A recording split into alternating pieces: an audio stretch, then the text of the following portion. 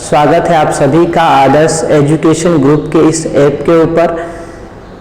आप सभी प्यारे बच्चों के लिए मैं फिर से लेकर हाजिर हो गया हूं बीएससी फर्स्ट ईयर केमिस्ट्री। और बीएससी फर्स्ट ईयर केमिस्ट्री में आप लोगों के लिए मैं लेकर आया हूं इनऑर्गेनिक केमिस्ट्री का lesson 1 atomic structure. Atomic structure के बारे में अपनी पिछली क्लासेस में भी बात हुई है। सभी प्यारे बच्चे इस जो पिछली क्लासेस हो चुकी है उनको आप लोग ध्यानपूर्वक कंप्लीट कर लेंगे। ठीक है, तो शुरू करते हैं अपन आज का सेशन। और आज के सेशन में मैं आप लोगों के लिए एटॉमिक स्ट्रक्चर में टॉपिक लेकर आया हूं हाइजेनबर्ग का अनिश्चितता का सिद्धांत। ठीक है, तो शुरू करते हैं बच्चों आज का सेशन। अपना टॉपिक है हाइजेनबर्ग का अनिश्चितता का सिद्धांत। हाइजेनबर्ग का अनिश्चितता का सिद्धांत। तो प्यारे बच्चों, हाइजेनबर्ग एक वैज्ञानिक हुए हैं। इनका अनिश्चितता का सिद्धांत क्या है, यदि इसके बारे में अपन बात करें तो देखो, हाइजेनबर्ग के अनिश्चितता के सिद्धांत के अनुसार किसी भी एक निश्चित समय पर इलेक्ट्रॉन की सही स्थिति और सही वेग का एक साथ ज्ञात करना संभव नहीं होता है। इनके सिद्धांत के अनुसार किसी भी इलेक्ट्रॉन की स्थिति और वेग का एक साथ यथार्थ मान ज्ञात करना, बिल्कुल शुद्ध मान ज्ञात करना संभव नहीं है। अर्थात यदि आप लोग स्थिति निकाल लेते हो तो वेग अनिश्चित हो जाता है, वेग निकाल लेते हो तो स्थिति अनिश्चित हो जाती है। ठीक है ना। तो हाइजेनबर्ग अपन से बोलते हैं कि कोई भी इलेक्ट्रॉन जो होगा उस इलेक्ट्रॉन की सही स्थिति और सही वेग ज्ञात करना, यानी एक साथ ज्ञात करना संभव नहीं है। एक बार में एक ही चीज ज्ञात हो पा सकती है, या तो उसकी स्थिति ज्ञात कर लो या फिर इसके वेग को ज्ञात कर लो।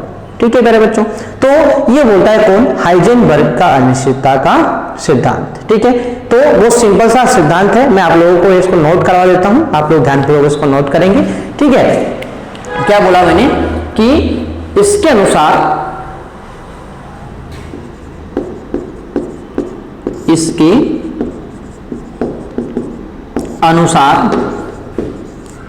किसी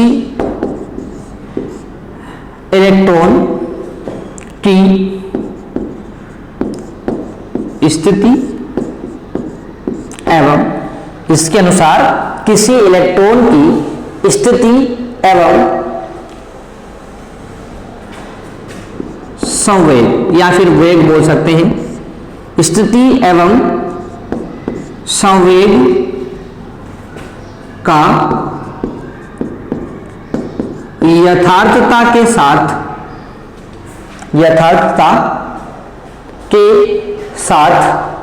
या यथार्थता से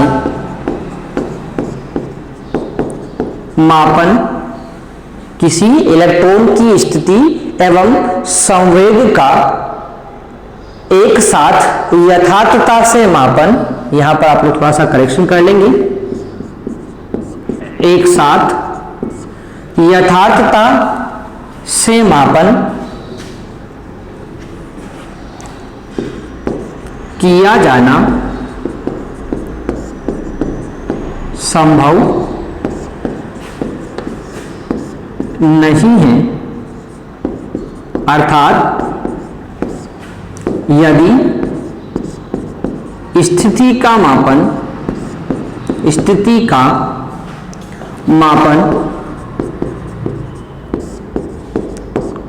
कर लिया जाए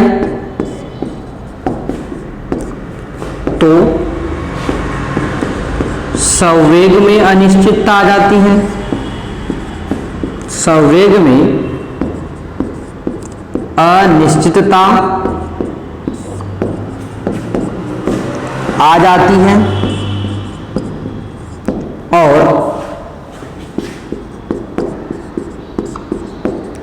संवेग का मापन कर लिया जाए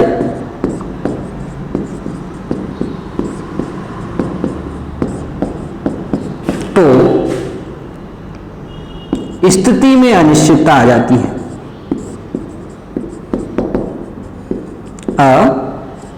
अनिश्चितता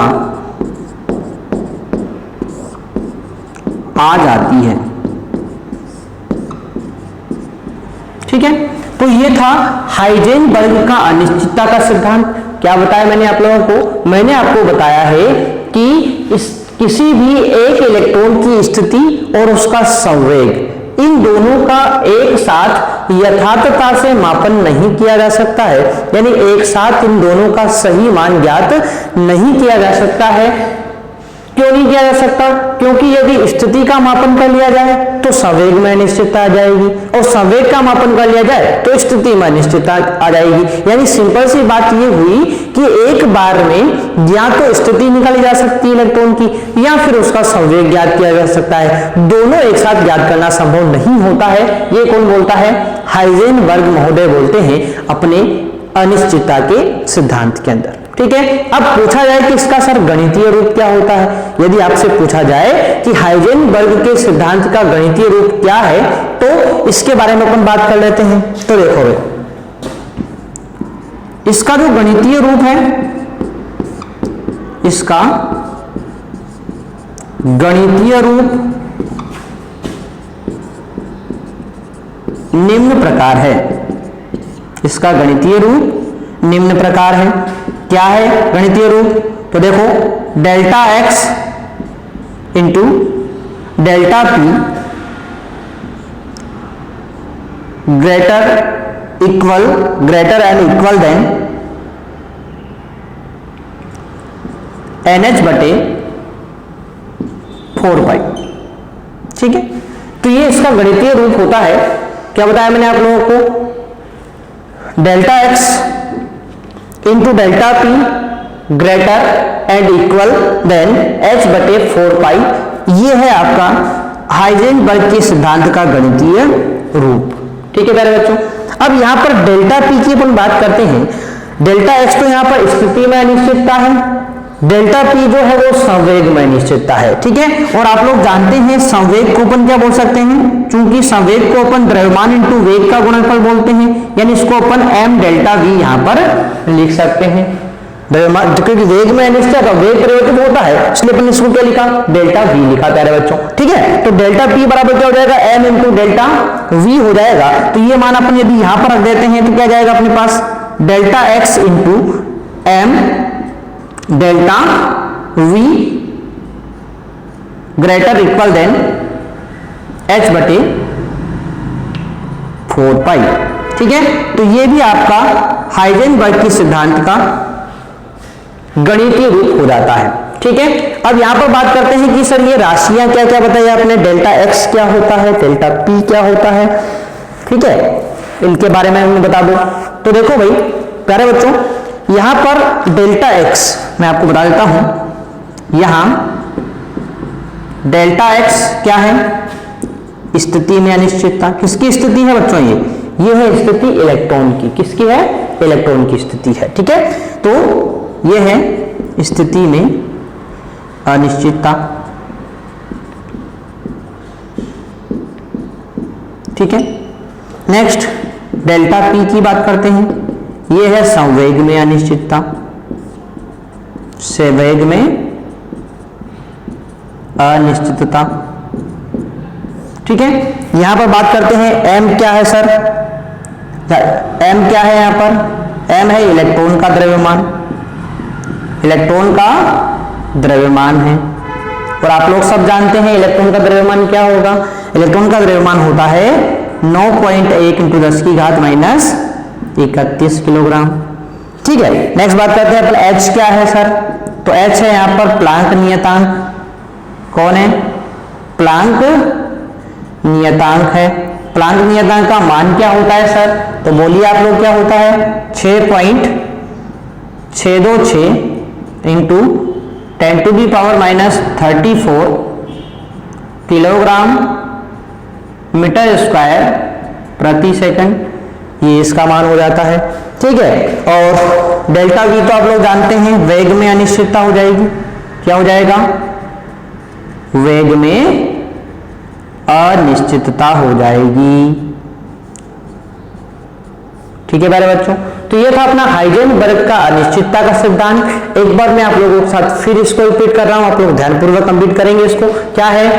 हाइजेनबर्ग की अनिश्चितता के सिद्धांत के अनुसार कोई भी जो इलेक्ट्रॉन होता है उस इलेक्ट्रॉन की स्थिति और संवेग इन दोनों का एक साथ यथार्थता के साथ मापन किया जाना संभव नहीं होता है। क्यों नहीं होता है? क्योंकि यदि अपन स्थिति के मापन कर लेते हैं तो संवेग में अनिश्चितता आ जाती है, संवेग का मापन कर लेते हैं तो स्थिति में अनिश्चितता आ जाती है।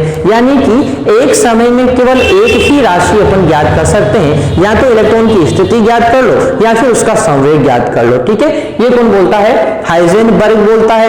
इसका गणितीय रूप क्या है? तो देखो, गणितीय रूप होता है delta x into delta p greater and equal than h by 4 हो जाएगा।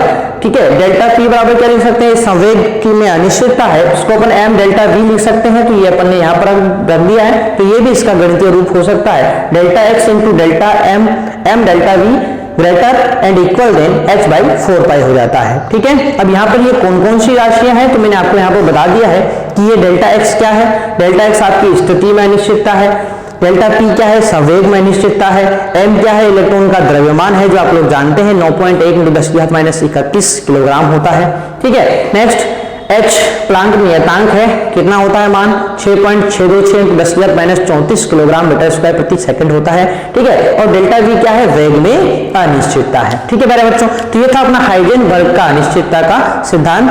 आशा करता हूं सभी प्यारे बच्चों को यहाँ तक की विषय वस्तु समझ में आ गई है। ठीक है, अब इससे संबंधित अपन से कभी क्वेश्चन पूछ लिए जाते हैं तो उस क्वेश्चन के बारे में मैं आप लोगों से यहाँ पर बात करने वाला हूं। यदि आप लोग चाहें तो इसका स्क्रीनशॉट ले सकते हैं।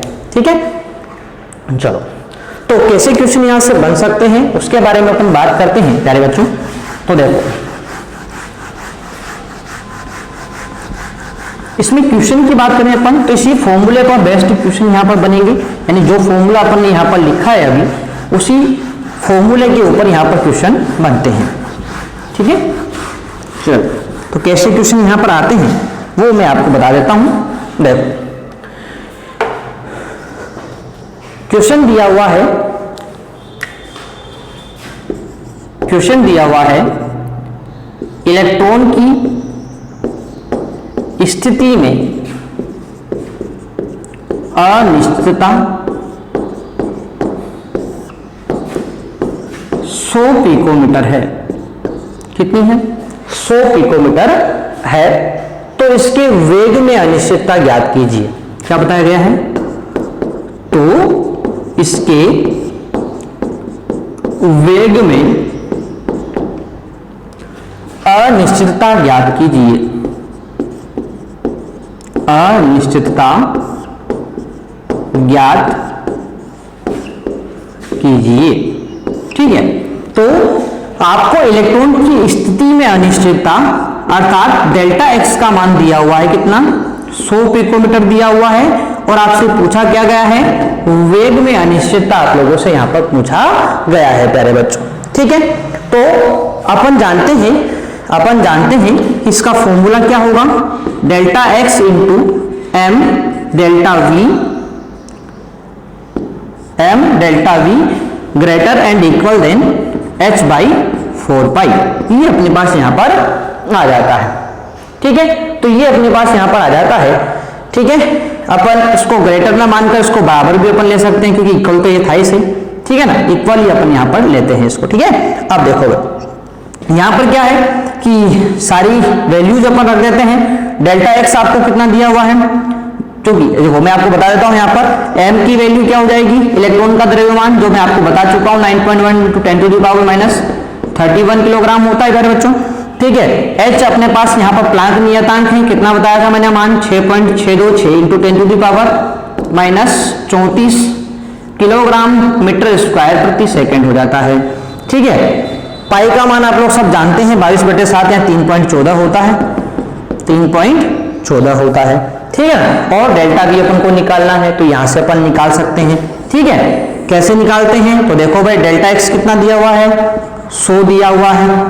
ठीक है, इंटू एम कितना है? 9.1 × 10⁻31 है। ठीक है, v कितना है? तो डेल्टा v तो आप लोगों को यहां पर निकालना ही है।